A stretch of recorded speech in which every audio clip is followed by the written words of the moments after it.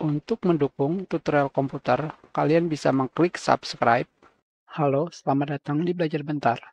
Sekarang, seperti yang kalian lihat di sini, pada bagian taskbar, kita sama sekali tidak melihat dari jam, internet, dan juga notifikasi baterai. Sekarang, untuk menampilkan notifikasi pada taskbar, kalian tinggal menekan klik kanan pada taskbar, dan kalian pilih taskbar settings.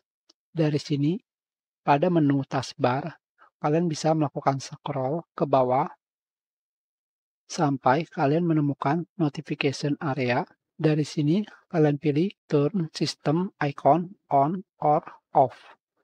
Dari sini, kalian bisa melihat ikon dari jam, volume, internet, dan juga baterai. Begitu pula yang lainnya. Setelah itu, kalian pilih tombol toggle dari off menjadi on.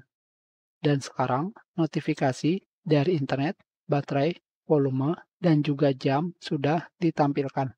Hanya seperti itu saja. Kita sudahi, terima kasih.